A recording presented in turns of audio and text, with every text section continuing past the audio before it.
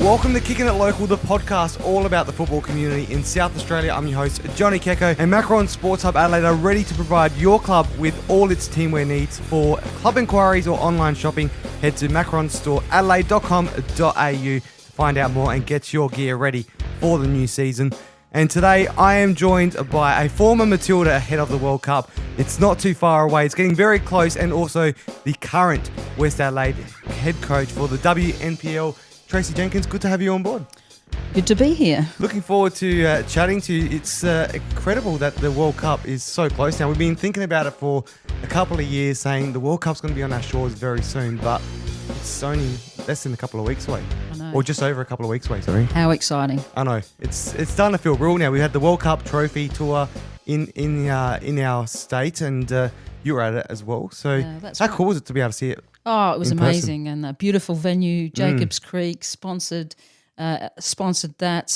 If you can get out there, get out there. It's a beautiful part of South Australia. It is. And, I didn't get the privilege to go out to that one, but I did get to go and see it at the State Centre for Football, which was a very cool experience to be able to have a photo with it. And even when I was there's a lot of kids there as well, which was cool to see them getting excited. Yeah, absolutely. And you look at that and how inspirational. One day those little kids could be playing and we could be talking about them. Absolutely. And there's a lot of those that had that case as well with the current squad. We got Alex Chidiak and Charlie Grant in that squad as well. Yeah, and it was interesting because yesterday we were on a panel with Izzy Blaze and some of the girls and how excited they were about her being there and the people that they know and they've played with and been a part of programs with. Well, let's talk about your early days. You also had your own career. You was a little bit of a long time ago now, way before I was born, I think. Unfortunately, I don't want to put a number on that for you, but what was it like? It's football, or women's football in particular, has come a very long way since the days you started. How was it for you growing up playing football? Again, very difficult. Not difficult because you love the sport and you do what you can, but yeah, the pitches weren't great. Obviously, the change rooms, no facilities for female change rooms. Yep. And it was hard. But, we loved it, and there was some fantastic points in there as well. Friendships, same as what it is now. You develop those relationships. There's probably only 4 or 5 teams, down at Port Adelaide, down in the northern suburbs. You weren't sponsored. You had to find your own way, and it was difficult, but it was fun. It was fun? Yeah, absolutely. Well, how do you see the difference between then and now? Because it's come a long way, hasn't it? Oh, it's absolutely come a long way. I mean, obviously there's more sponsorship, but there's still struggles. There's still struggles now. There's still struggles for the girls as far as for the women as far as facilities, equity and stuff like that. That's still happening. That's still a journey that we're on and that they're on. When you grew up as well, how easy or hard was it for females to get into the game? I think it's just basically how you get into the game through school, through programs in school. You played with the boys. A lot of our stuff was in and around. We had some very progressive school teachers, male PE teachers, who put together a tournament for a girls' team. And out of that team, 3 of those girls, Jill Latimer, Karen Harris and myself, all made programs. And when you're talking about 45 years ago, how progressive were those male teachers? Yeah. Teachers make a difference and made a difference to our lives because that's where our passion was born for it, even though when we were playing younger. But they fought hard to create a school league for us so that we could actually play girls' football. What do you believe the reason behind those teachers making that move was? I just think they saw potential. Yep. I think they saw us kicking around the ball at lunchtime with the boys and went, hey, you know what? Let's do something about this. Later on, you end up playing a bit more and you end up getting the opportunity to play for the Matildas. Went on tour in New Zealand. And I think we went with one of my former guests on the show as well, Sharon Black. Yeah, that's right. Sharon's a bit younger than I am. But yeah, I mean, back then, we didn't go on. You went on state tournaments. You played for your state, and then you went to a 1 week tournament. You played a game every single day, and there were selectors there, and you got selected, and that's how I got selected. through that. So the leading up into that, and Franca Di Bartello was involved in that as well, who is still at Adelaide City and still works in there very hard to build that club. And so, that's what we did. And we had to pay for our own way on those state tournaments. So we did a lot of car washes, and obviously when we went over to New Zealand, the same thing. Selling chocolates, washing cars, cupcakes, all that sort of thing. How did it feel you're going to represent your country, but you had to work for it and do things like that to make money? Yeah, I mean, look, you did it because you loved the game and you wanted that experience. And the other thing about that as well, and again, we were talking about this last night, is about the strips. We were given strips that didn't fit us, strips that weren't designed for women, because then strips weren't. It was all about, men playing football, so our clothing and what we wore and what colour our strips were, the challenges with that. So it was, there were some challenging things in that space. Well, it would have been exciting to go and represent, but how did it actually make you feel having to do that work, to do the cupcake runs and try and raise money for you guys to be able to go and play? It's pressure, isn't it? Because you feel bad for your family as well, because it's they want to support you, and it's pressure for them to actually work hard as well to help you achieve your goals. And it's not just about the money that you have to pay to go on the tour, but it's the money you have to pay to get the sand shoes, to get the proper boots. So it's all that incidental stuff as well that you had to think about, because we didn't have sponsorship back then. So, a trip might cost you $2,500, but then you're looking at what else you have to get. Your shorts, your kit, your shoes, your socks, all that sort of stuff. Looking back on it, do you have any good memories from that trip? Is one of your best memories to go on? Got great memories from that trip. I mean, you're always challenged when you go on those trips, because again, you're not going on a trip where you're going with people that you've been on a camp. You're meeting people that you've never met before from different states. So when you first walk into that camp, it's like, I'm a stranger here. I don't know anyone. I've not played with them before. I barely saw them at the tournament on at Nationals. But when you get there, you have this passion, which is football, and it builds strong relationships with that, and you work hard for each other. So there were some good memories, and you do fun things. I remember in New Zealand we went on a blackwater rafting. So we went there. I remember on a camp with Moya Dodd. Moya and I just got onto a ferry and went across, and spent the day in Sydney doing some stuff in there, which was really fantastic. And obviously still keep in contact with Moya. So you build those relationships. Sharon Black, you build those relationships through your football. Yeah, well, with Moya, she's like a very well-known name in the women's football. She's worked for FIFA. She's done the administrative side. She's also played for the Matildas with you back in those days.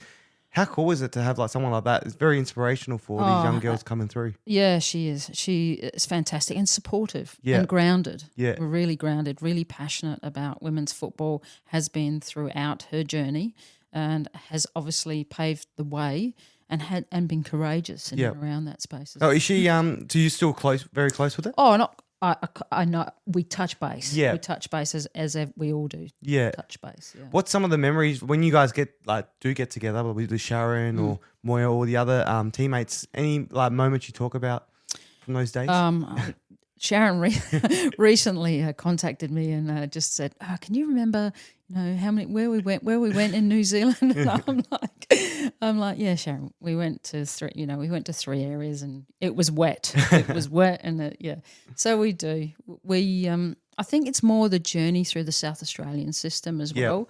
Because we did share that journey, and we did look at, and we all worked very, very hard. We had different pathways. Sharon was very much involved in the boys program, so she actually played boys league, whereas obviously I was involved in the women's game, and it was only later on after the Matildas that we had played in the local league. When you go on these trips, you obviously don't know anyone, but how do you?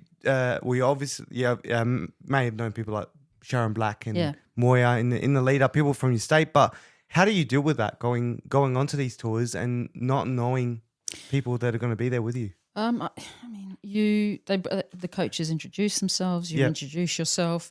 You do testing. Obviously go to the Australian Institute of Sport. There's the testing that you do there, and then you have, you train together, and you just, as you do with anything, you meet each other. You have a common goal, and you're also competing against each other for selection in the final squad as well. So, but genuinely, everybody was nice. Yep. And respectful. Well, you look at it now; it's totally different. With social media's changed it. Yes, everyone pretty much knows each other, or can contact each other. So most of the girls in the team now probably already have in some way spoken to each other before even meeting in person. Yeah, and it's a different journey, isn't it, with social media? And we're talking again about this, Izzy Hodgson, last night is that when I played, if we made a mistake when we played, we made a mistake. We went home. We were disappointed in ourselves, but we weren't then viewing it. Yeah. And everyone was talking about it because it's out there on social media.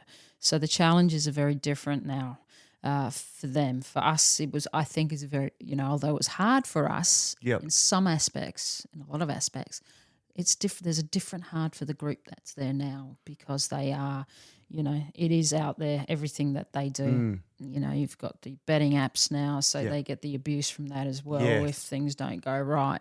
So, the resilience levels in that area, they have to sustain that. That's a fair bit of pressure. When I think with women's football as a coach, what I find is that they're their own biggest critics. Yep. And then to have the pressure of then actually having to hear other people make uninformed decisions about what decisions they made is very, very difficult. Well, is there any aspects to when you were growing up and playing in the system that you would love to change and add from that's happening today, or? No, I think the journey is very. I was just thinking about it the other day. When you listen to the players talk about, how it is for them, the fact that when they were younger, they had to wear men's strips, that they, all these different aspects. I think, that's the same. We were the same. We had the same thing. We had to do that.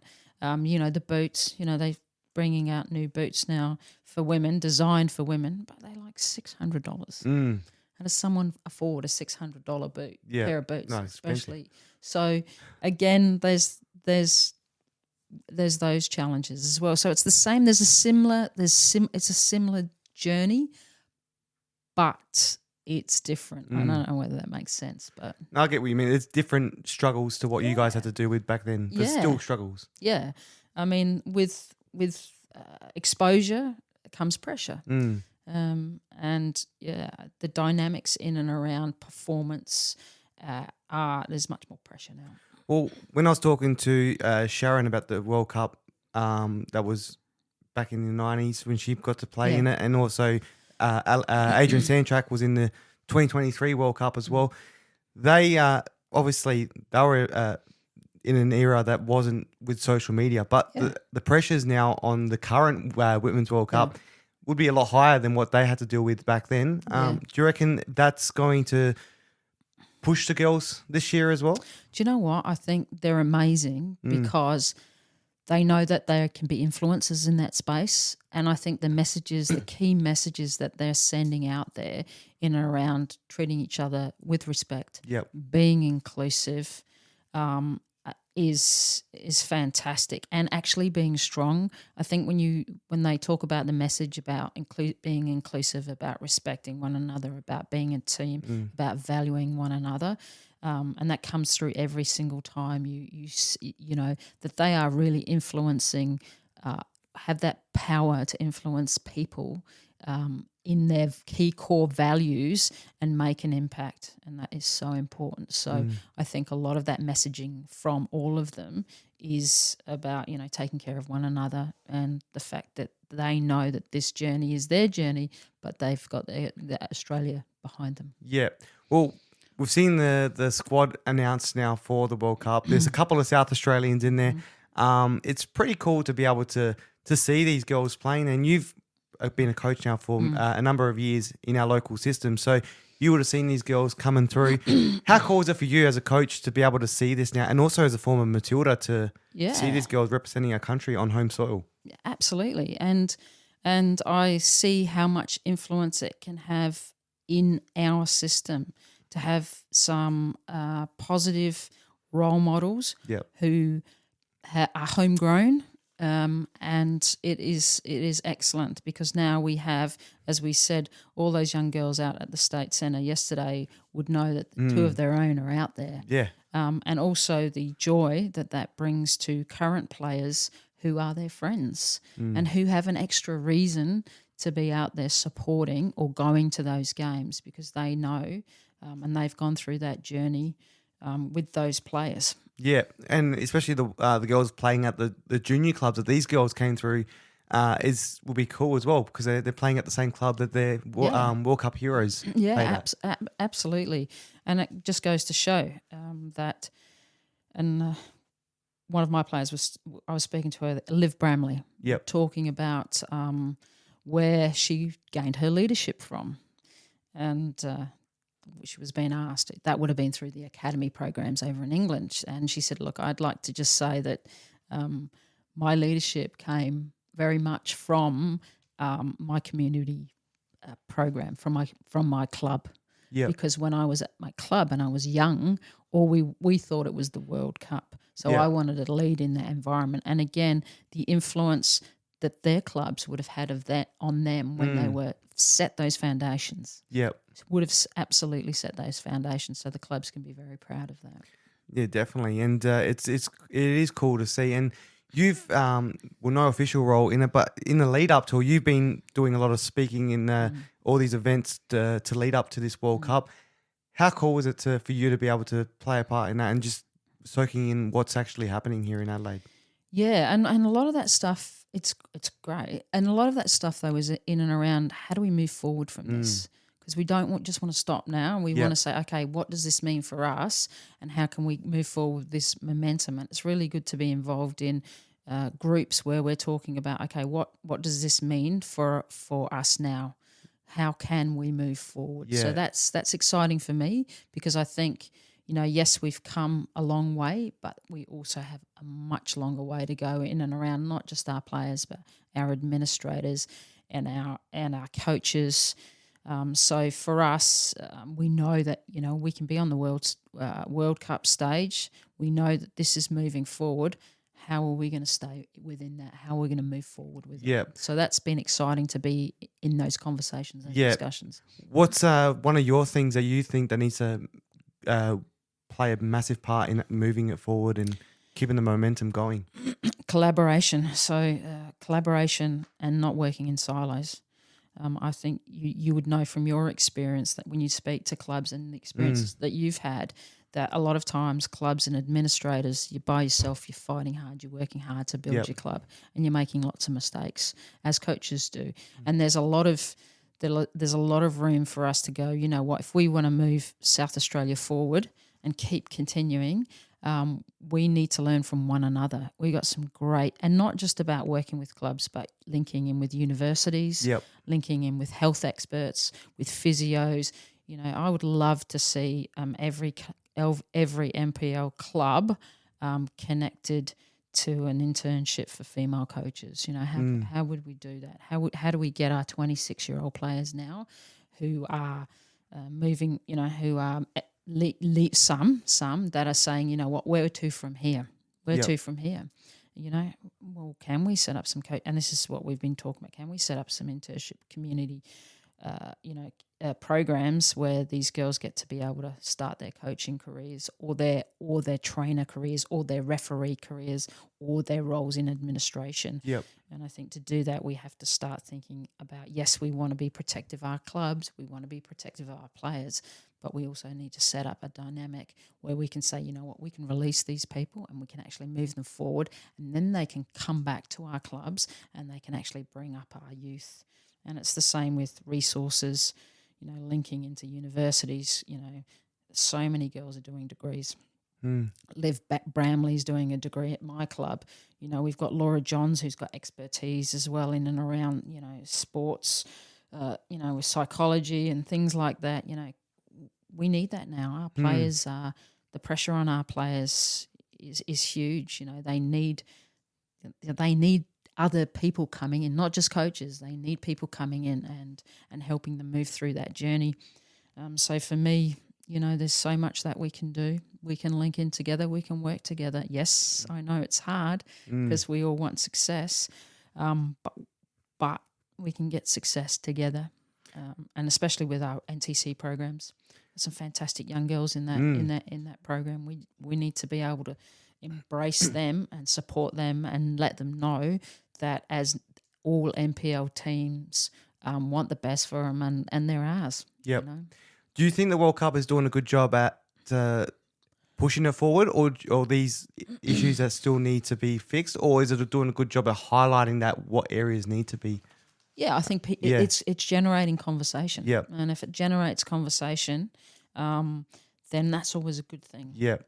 Again, it's about, okay, let's generate this conversation, let's work through this, but you know, and let's come up with some solutions. Yeah. Because I think a lot of time when you generate, you know, conversation, there's a lot of this is what's wrong, instead of, okay, we know that we have a lack of resources. We know that, you know, sometimes, you know, we don't have sponsorship.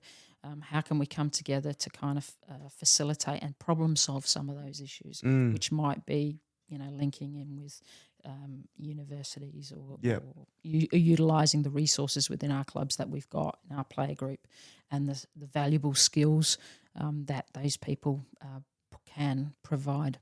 Well, we look at the legacy plan as well that was put in place. I've spoken to Kimberly Conte and also Michelle Smith in the past about it all. How cool is it to have that? What's something that excites you about the legacy plan that's being put in place? Oh, look, again, generating those conversations, again, looking at, you know, building the game, exposing that to our youth. And, you know, again, when you have programs like that, you highlight that there's advertising, that you're bringing in you're bringing stakeholders, you're bringing in, it's like a refresh, I think, and it's actually saying, you know what, there is recognition for this, you know, because sometimes it can be for administrators, referees, and we spoke about that earlier, but it's difficult. It's a difficult space, and then sometimes you think, why am I doing this? You know, why are you pushing so hard? And then when you have, you know, the legacy program, you go, you know what, I know now why. Yeah, I know now. You know, this is why we do this. Well, we've got out of that as well. They're trying to build the infrastructure. We've seen a lot of change rooms being built for the female teams, which is, you look at some clubs where they had to share. But now, and also the referees, which is one where we see some games where there's 2 female referees and a male referee, or there's a mixture, and they've all got to share a change rooms together. But there's also that, in part of that, they're trying to create more to make it a bit more inclusive for everyone, which is great to see. How have you found the inclusion of the state centre for football? We've seen a lot more WNPL games being played there now. The facilities there are incredible. How have you found the change from playing at West Beach or even Apex, which was at Vela at the time, but playing now at the State Centre? Yeah, I think it's good to have so many pitches, quality pitches, because you can hold numerous games on there in one night. And obviously, as a coach, you want to get out there. You want to watch the games. I mean, obviously, it's recorded, so you can have a look at it. But it's also that social thing. It's also that, you know, when you're there, back in the past, it would just be your team, another team, and maybe, you know, a few spectators. Now we're actually getting a lot of people out there. So when you have a game, people are hanging around to watch you. So that is important that we have people actually watching the game, and when they watch the game, they actually go, you know what, I'm taking an interest in this, and then sponsors see that, you know what, they're getting a lot of people out. They get 80,000 people out to the first Matildas games. You know, like, it's incredible. It's incredible, and it's the same with us. You know, we've gone, like, through my time. You know, you go to a match and there's barely anyone there. And now we've got a lot of people there, a lot of people there. And I think that structure and that stadium, you know, it's fantastic for that. it's on Friday night you got 4 clubs pretty much there with the 2 fields, which is good to see, and simultaneous games, which I've noticed as well, which is it's cool. And when you get down there, it's a good atmosphere. And I've noticed in the past when there's a standalone game elsewhere, it's not as busy, but it is doing wonders from the outside looking in. What's it doing to the players, helping them with building their morale or whatever around the club, seeing the big crowds? Well, you know what? When you're when you've got an environment where the facilities are good, you feel valued. Yep. Don't you? You feel like, you know what? I'm valued. They're making the effort to ensure that, you know, we get change rooms, that we get good facilities, that women's football is important. And that sends that message, and that message hasn't always been there. Yeah. So I think if someone cares, you know, they care, and I think that's any player or any coach or any referee, I'm sure, would say, it's good to have, you know, be recognised financially for whatever you do, but when you're recognised because you're treated equally, because you've got good facilities inside, you go, you know what, this is pretty special. And I do walk into the change rooms and I go, wow, look how far we've come. Yeah. You know, you walk down that walkway and you've got, they're filming the games. You've got people in the stands. You've got physios. Yeah. You know, we never had physios. You've got trainers. You've got managers. You've got dribble. You've got commentators at your games. That never happened in my day. So all that stuff says, you know, you're important. Yeah. The game's important to us. It is cool. And like you said, we've got the commentators there. You got Paul, who commentates your games on a weekly basis, does a match it around. It obviously will lift the energy of the playing squad as well, having that, knowing that the men's got 1 game a week, women's got exactly the same. Does it just increase the knowing that they're valued? Yeah, and absolutely, and everyone knows that Paul commentates, and he works really hard to get to get it right, to get the stats right, to get it. You know, takes that time to really, really hone down on what's happening and understand each team, and have those conversations with those team. And when you have people like that that are involved, that are passionate about the women's game, that really want to do a good job. The girls recognise that. They know that.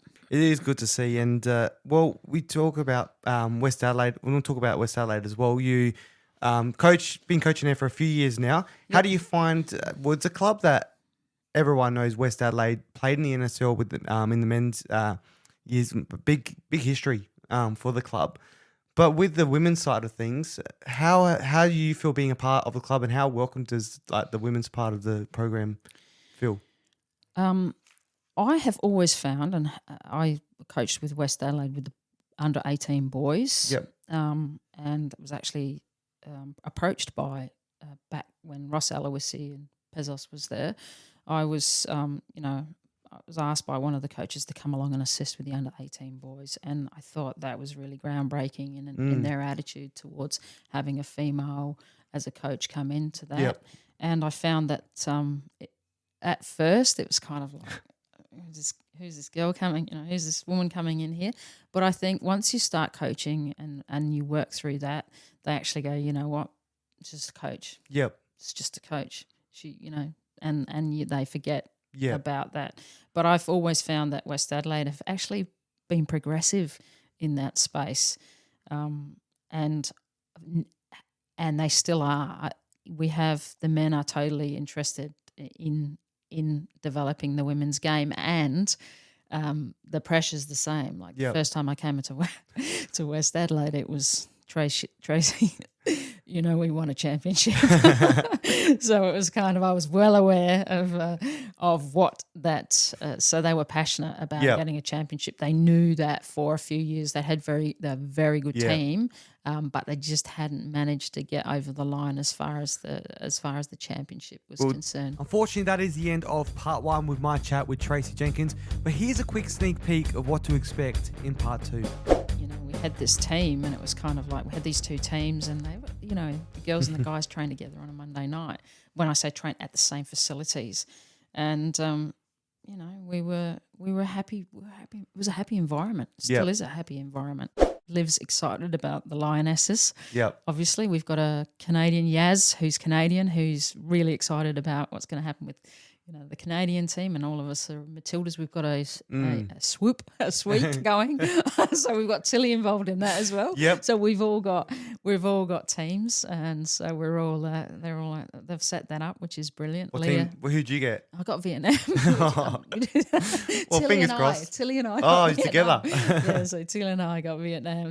Believe it or not, if we all worked together and had some difficult conversations, but actually embedded that with respecting one another and saying, well, what's our key goal? Our key goal is to make football great in South Australia, to continue to just pump people through these programs and to facilitate some good environments, good structures, good facilities, to support our referees, to respect our referees. It's a big one. Yeah, to acknowledge the people in the background.